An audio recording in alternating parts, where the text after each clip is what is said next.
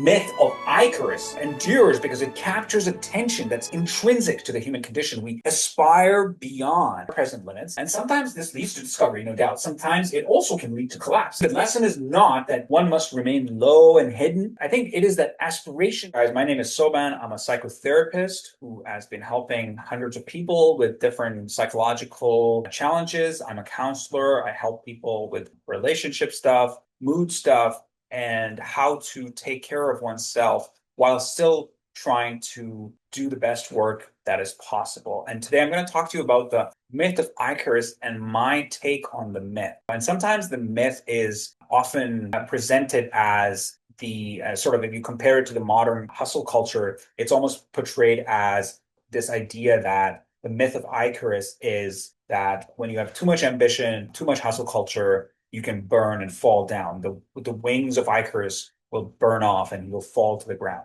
And that's the way that it's presented. But I want to present a little bit of a nuanced view of that myth to you today. So just do a refresher. There is a young man, he ignores his father's warning and he flies too close to the sun. And then he falls to his death when the wax in his wing melts. And it's commonly interpreted as a warning against pride. Yet, I think that the myth is more complex than that. I think that Icarus is not merely arrogant. I think what's going on is that he is young, he is inexperienced, and he's been given a powerful tool and has insufficient time to understand the limits of the tool.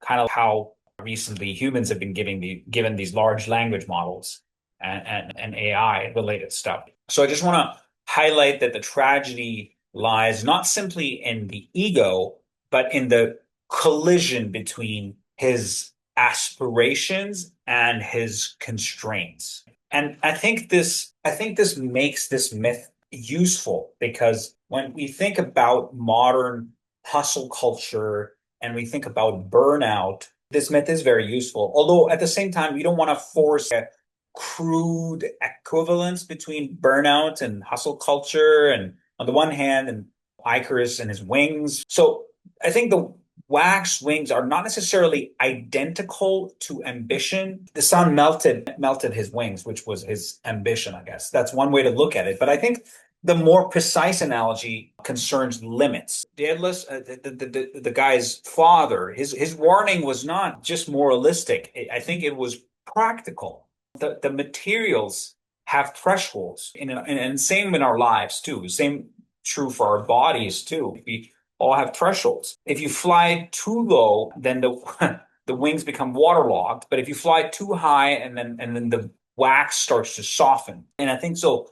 The advice that the father was giving was respect the physics. In other words, do have ambition. That's beautiful, but also do understand the constraints as well, and play with them, but don't overreach. And that's not always easy in life to know. And so, I mean, just look at our lives today, and many of us are operating under sustained pressure to achieve. And this pressure comes from more than one source, to be honest. It has multiple sources at its foundation. And some of this is cultural. There is a relentless celebration of productivity. There is a valorization, if you may, of busyness. And there is a suspicion of rest. And that may not be true for everybody, but for definitely for a part of society, that's true. And obviously some of it is economic. There's rising costs of living, no doubt. There's unstable employment. There's competitive markets and so on and so forth. But so I think some of it is also temperamental. There's a fear of failure. There's a desire for recognition, and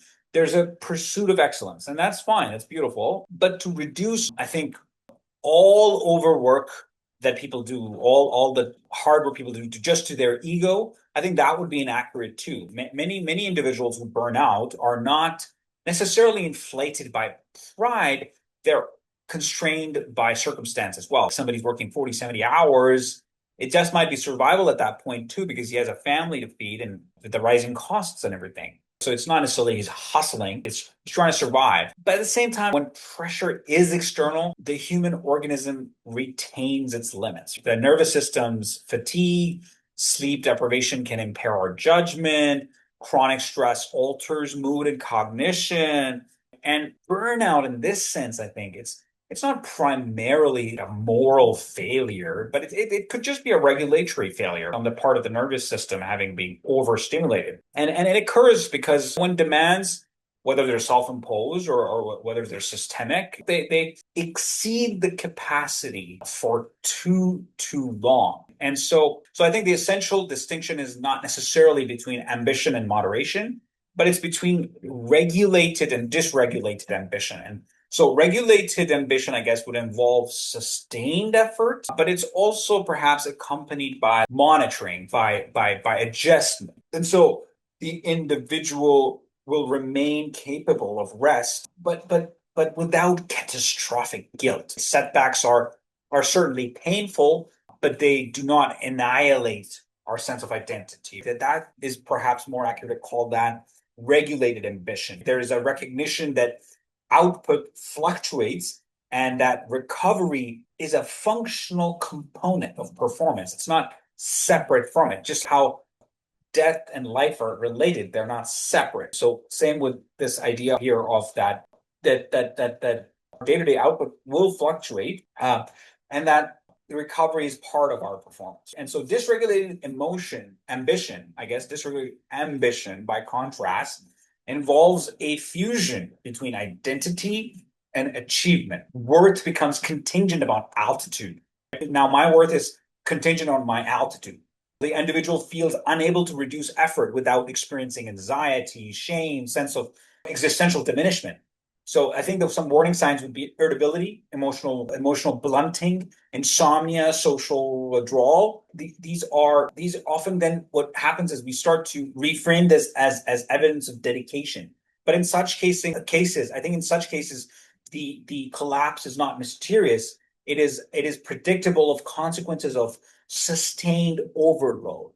And I think it would be mistaken at the same time to just conclude that all high ambition is pathological. History contains numerous examples of individuals who pursued extreme goals and succeeded. And innovation often requires risk. Progress frequently demands intensity. The question is not whether one should fly high, but whether one understands the material nature of the wings. If it's made of wax, maybe don't go close to the sun. That's kind of what I'm trying to say. So for different people possess different tolerances. So socioeconomic context, health, temperament, support structures, all that affects how much strain a person can borne before getting dysregulated. And obviously this is something that builds over time too, your capacity to regulate in the presence of pressure built over time too. So let's take two individuals. One may exert X amount of effort, the other also exerts X amount of effort, but one thrives and the other one disintegrates. So I think the difference lies in the capacity and regulation. So I think the metaphor of landing, it must be clarified.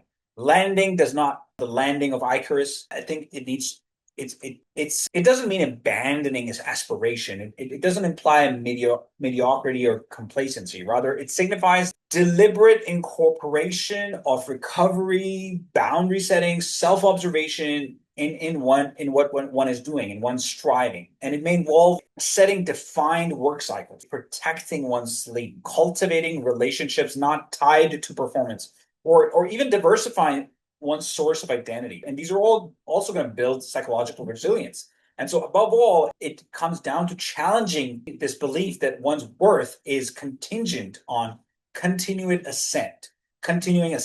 When it's beautiful to do work, it's beautiful to work hard, but when we start to talk about how all of our value depends on our work and our achievements, that's when it gets dangerous. And so one of the drivers of burnout, I think, is not arrogance, but it's fear. It's fear of irrelevance. It's fear of insufficiency. It's fear of falling behind. And so when achievements become a strategy for emotional safety, the individual starts to resist descent, even when descent is rational. And in this case, gravity is interpreted by the person as humiliation.